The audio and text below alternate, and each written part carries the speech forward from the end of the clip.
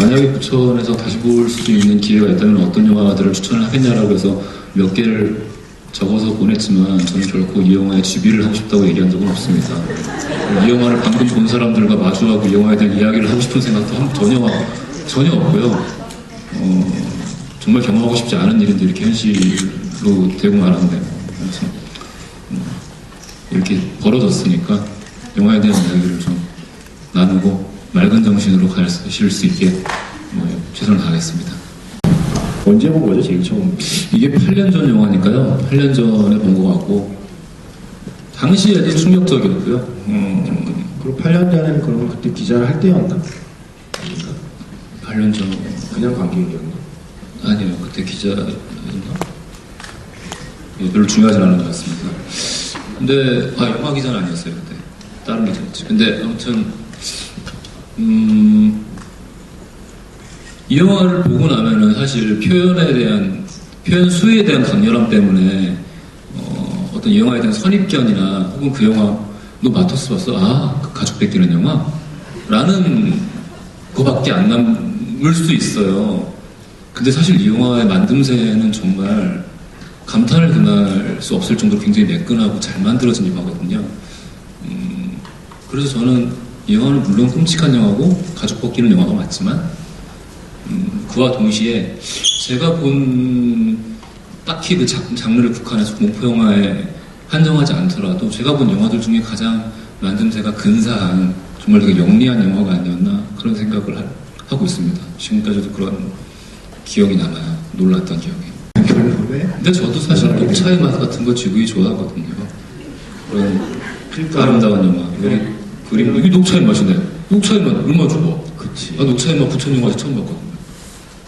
저 영화도? 네, 영화 부천에서 봤었어요. 그렇지. 근데 사실 내가 넣고 싶었던 건 나는 사실 다 지옥 가정이었는데.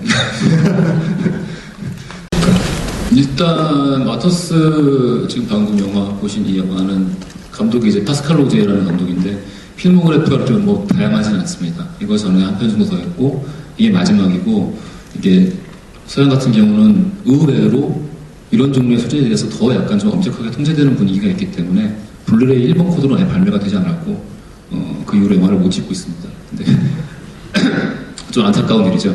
근데 파스칼 로제 감독이 인터뷰에서 밝힌 바로는 본인은 이 영화에 대한 아이디어를 호스텔을 통해서 받았대요. 호스텔이 먼저 앞선 영화죠. 그런 면에서 볼 때 이 악마 같은 영화의 탄생 배경에는 결국 일라이 로스가 모든 책임을 져야 된다라는 생각도 들긴 하는데 저는 이 앞에서 잠깐 설명드렸다시피 이 영화의 어떤 말끔한 만듦새 관객의 뒤통수를 치는 저는 그게 너무 아쉬워요. 이게 분명히 표현 수위만 가지고도 굉장히 충분히 오랫동안 마치 흡사 인간지네처럼 굉장히 오랫동안 사람들한테 회자되고 인간지네 왜 인간지네 그런 말만 들어도 몸살이지. 그러니까 그런 악명 높은 영화들처럼 오래오래 회자될 수도 있지만 사실 이거는 이 영화는 표현의 수위보다 이 영화의 만듦새 자체가 너무 훌륭하거든요. 저는 이 영화를 보고 그 영화 용어를 굳이 쓰자면은 맥거핀을 이렇게 잘 활용한 영화는 처음 봤습니다. 그 맥거핀이라고 하면은 뭐를 예로 들면 좋을까? 그러니까 관객에게 쉽게 얘기하면 관객이 허를 치는 건데 앞에까지 진행된 이야기가 결국에는 아무것도 이야기의 키가 아니고 결국 뒤의 이야기를 설명하기 위한 뭐랄까요 하나의 장치 그리고 그 변해버리는 그런 수단을 얘기를 하는 건데 보통 예를 들 때 히치콕의 사이코를 얘기를 예로 많이 듭니다. 그러니까 히치콕의 사이코를 보신 분들이 많겠지만 사이코를 보시면은 앞에 마리온이 직장에서 돈을 횡령해서 도망가잖아요. 그리고 이제 수사하는 사람들이 있고 관객은 이게 계속 이 아름다운 여자 마리온이 이 완전 범죄를 통해서 이 돈을 성공적으로 훔쳐서 달아날 수 있을까라는 거에 골몰해서 보고 있죠.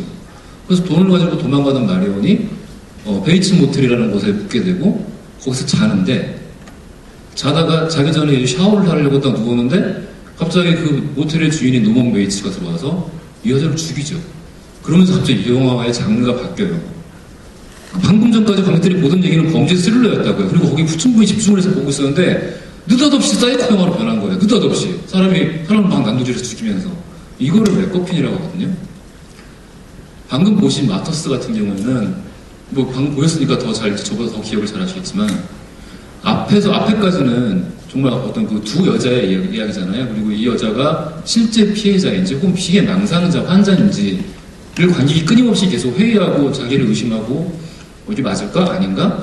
맞는 것 같은데? 아닌 것 같은데? 하고 계속 의심을 하는 가운데 오로지 관객의 관심은 그거밖에 없죠. 지금 저 괴물이 환상일까? 아니면 진짜일까? 이거 가는 거 보니까 아마 이 괴물이 진짜고 그래서 우리를 한번 속이는 거겠지? 라고만 생각을 하고 있죠. 근데 영화의 중반을 넘어서 갑자기 고문식으로 변하죠. 영화 이야기가 완전히 변하는 거예요. 저는 이렇게 메커핀을 말끔하게 소화해낸 영화는 거의 처음 본 것 같습니다. 사이코도 훌륭했고, 이를테면 황혼에서 새벽까지도 앞에서는 조지 클루니와 이 타란티노가 등장을 해서 범죄 스릴러처럼 시작을 하지만 뒤에 와서 갑자기 흡혈 이슈가 되죠. 그것도 메커핀을 잘 활용한 예가 되지만 사실 매끄러운 이음새는 아니었다고요.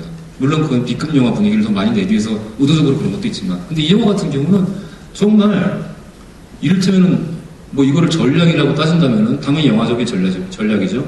관객을 너무나 자연스럽게, 너무나 훌륭하게, 완벽하게 속여낸 영화라고 말씀드릴 수 있을 것 같고, 그런 면에서 저는 정말 연출력에 있어서 거의 천재가 아닐까라는 생각을 하면서 당시도 갖고 지금도 그 생각이 변함이 없습니다. 관객분들을 위해서 약간 또 부연 설명을 부탁드려야 될 게 장르 영화 마니아 분들도 계시지만 안 그런 분들도 계실 것 같아서 아까 이 영화 감독이 모티브를 얻었다고 하는 호스텔이라는 작품에 대해서도 어떤 영화인지 짧게 되고요. 예, 호스텔이라는 영화는 아까 말씀하신 일라이로스 감독이 만든 영화인데, 근데 아마 소문이라도 들으신 분들은 있으실 거예요. 그러니까 유럽을 여행하는 젊은이들을 잡아서, 동유럽에서 잡아서 공장 같은 데 가둬놓고 돈을 지불한 부자들이 그 방에 들어가서 이 납치한 젊은이들을 고문하고 죽이는 이야기입니다. 그게 그 영화의 전부죠. 근데 사실 그 영화도 사람 가둬놓고 손톱 빼고 막 죽이는 그런 영화야! 라고 이렇게 알려져 있지만 사실은 그 죽음마저도 자본으로 통제되고 있는 그런 사회를 되게 통렬하게 비판한 영화거든요. 그건 속편에 가서는 더 되게 명확하게 드러나는 사실이고. 근데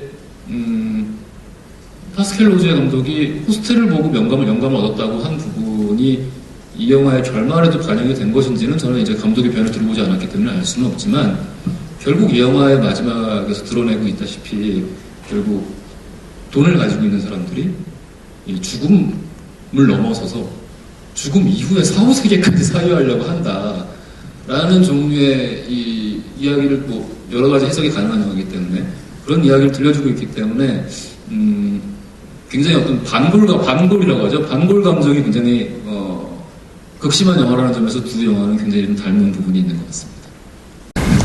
저는 근데 어렸을 때부터 워낙에 그냥 공포 영화라면 다 좋아, 피 나오면 다 좋아해가지고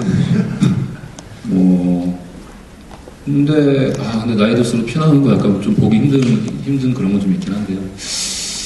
이 영화 같은 경우는 하위 장르가 명확히 갈라지진 않고, 그거는 앞서 말씀드렸다시피 이 영화의 전략이 관객을 속이는데 굉장히 많은 부분이 할애되어 있기 때문에 장르를 명확히 밝히지 않고 있는 부분이 있지만, 이게 2000년대 중후반 이후에 특히 이제 아부그레이브 수용소 이후에 고문에 대한 어떤 비주얼이나 이야기가 영화 속에서 중요하게 거론되기 시작하면서 고문 장르라는 게 사실상 생기긴 했거든요. 그런 면에서 볼 때 이 영화는 고문 장르의 영화라고 할 수 있겠죠. 근데 공포 영화 장르가 재밌는 게 결국에는 되게 충격적인 소재를, 그리고 사실 공포 영화라는 것 자체가 영화의 역사와 함께 시작했거든요. 관객을 돈을 내고 스크린에서 뭐를 보게 만드는데 제일 좋은 거는 뽀로로랑 공포밖에 없어요. 그래서 공포부터 시작이 됐던 거고, 공포가 제일 처음으로 성공적인 상업 영화였고요. 독일에서부터 칼리가리 박사의 미실 같은 영화부터 해서요. 근데